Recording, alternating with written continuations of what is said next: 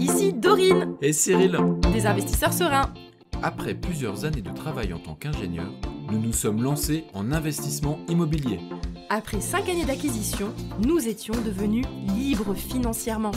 Dans ce podcast, nous vous partageons les stratégies et les bonnes pratiques pour développer votre intelligence financière.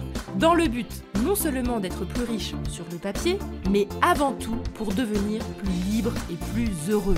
Alors, ouvrez grand vos oreilles et préparez-vous à atteindre vos objectifs.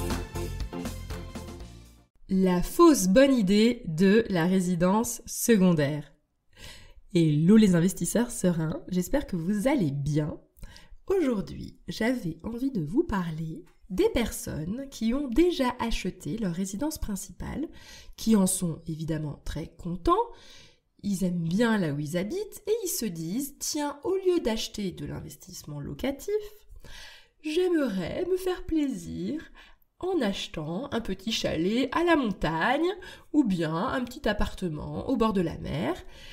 Et puis comme ça, en fait, au lieu de me casser la tête à faire de l'investissement locatif, au moins j'allie du plaisir dans un projet qui me tient entre guillemets à cœur parce que moi je me projette bien à pouvoir dire à mes amis, à mes proches que je vais en vacances dans ma résidence secondaire.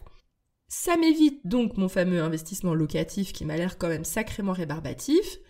Et je donne ma super excuse de dire oui, mais de toute façon, c'est quand même un investissement parce que je le mettrai en location courte durée quand je n'y serai pas. Alors moi, j'ai un avis, mais tranché sur la question. Et on va en parler dans cet épisode. C'est essentiel d'être au clair sur ce que l'on attend de ces actions, de ces investissements.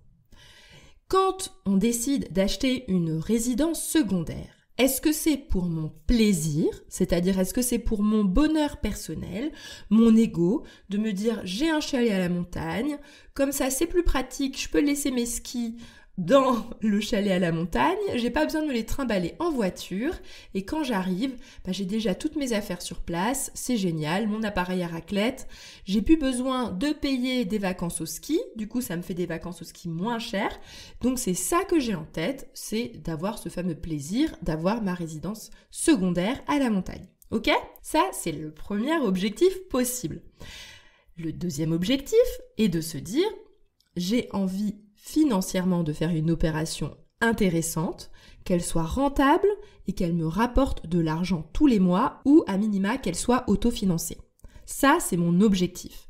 Et du coup, quand on essaye de mélanger deux objectifs qui sont tellement différents, qui ont du coup forcément des vecteurs de décision totalement, on va dire, opposés, et à ce moment-là, en fait, c'est juste le mauvais plan.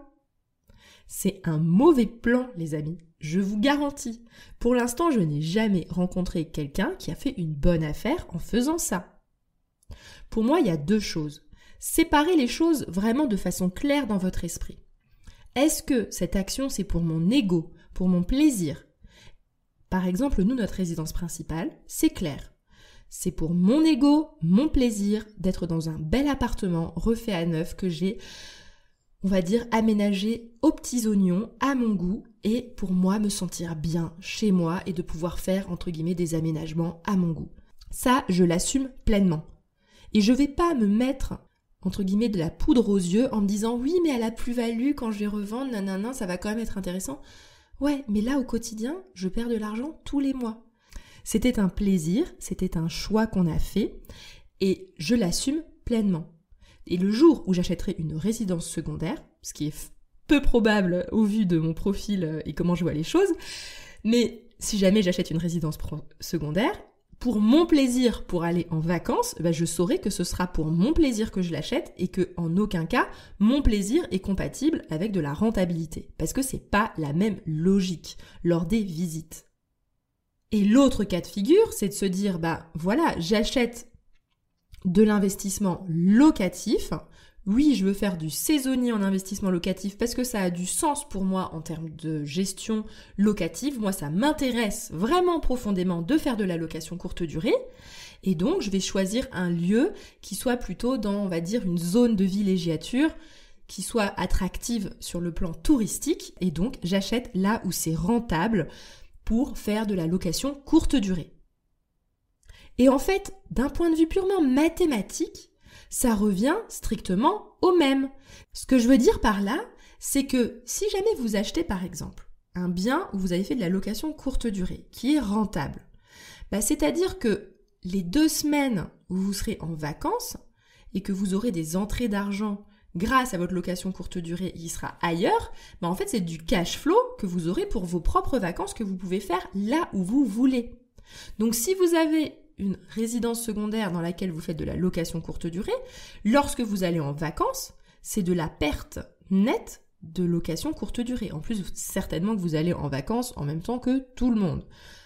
Probablement. En tout cas, dans les semaines les plus chères, là où il y a de la neige, c'est là que vous aurez envie d'aller dans votre chalet à la montagne. Peut-être pas dans les périodes où il pleut, il n'y a pas de neige et il fait pas beau. Là où vous aurez de toutes les façons du mal à louer en location courte durée. Donc, en fait, ce que je veux juste vous faire comprendre, c'est qu'à chaque fois que vous allez y aller, vous allez rogner sur la rentabilité et c'est de l'argent que vous allez gagner en moins. Et vous auriez très bien pu, pour ces 2 semaines de location, utiliser cet argent pour aller louer ailleurs. En plus de ça, je vais continuer un petit peu à faire l'avocat du diable par rapport à cette résidence secondaire, mais concrètement, qui est-ce qui a envie d'être tout le temps au même endroit à chaque vacances ? En plus, à chaque fois que vous allez y aller, il y aura les petites réparations à gérer, vous allez peut-être vouloir rafraîchir un petit peu l'ameublement, réparer quelques portes de placard qui auront été abîmées. En fait, ce que je veux dire, c'est que vous mélangez le plaisir et la rentabilité, et c'est 2 choses tellement différentes. Et le nombre de personnes, moi, que je connais qui ont une résidence secondaire et qui, en fait, passent leur temps de vacances à rafistoler, améliorer en attendant la prochaine location. Donc, en fait, ça n'a aucun intérêt. Mais aucun! Moi, je préfère largement avoir un bien rentable qui tourne toute l'année, que ce soit en longue durée ou en courte durée, ça c'est à vous de voir en fonction de la stratégie que vous avez envie, et qui me rapporte de l'argent, et avec cet argent, je me paye des vacances où je veux. Donc, faut vraiment arrêter de tout mélanger, en fait. Vraiment, pour moi, déjà que la résidence principale est un luxe, pour moi, la résidence secondaire est un luxe plus. C'est-à-dire que le jour où j'achèterai une résidence secondaire, mais c'est vraiment le jour où je serai méga riche. Mais genre méga riche, à plus savoir quoi faire de mon argent, que j'aurais pas envie de l'investir en location, en investissement classique, en investissement locatif, parce que j'en aurais tellement que j'en aurais plus besoin. Voilà, je pense vraiment que la résidence secondaire, c'est un truc de luxe. Si jamais vous faites ça, c'est un puits sans fond, et je n'y crois pas du tout à l'espèce de fausse excuse de je me permets d'acheter une résidence secondaire parce que de toute façon je la mets en location courte durée, donc ça va compenser. En fait, ne mélangez pas tout. Faites du locatif d'un côté qui sera rentable. Quand vous cherchez le bien, vous cherchez dans un secteur rentable, et quand vous partez en vacances, vous allez là où ça vous fait plaisir de partir en vacances. Mais c'est peut-être pas au même endroit. La rentabilité n'est pas forcément là où vous voulez aller en vacances. Voilà, en tout cas, j'espère que cet épisode vous a peut-être un petit peu mis les idées au clair. Je suis sûre qu'il y en a qui sont pas encore convaincus. J'ai peut-être pas trouvé tous les arguments pour convaincre, mais peut-être que certains, ça va vous conforter dans le fait que mélanger résidence secondaire et investissement locatif est une mauvaise idée. Moi, en tout cas, j'en suis convaincue. Pour moi, c'est 2 choses différentes.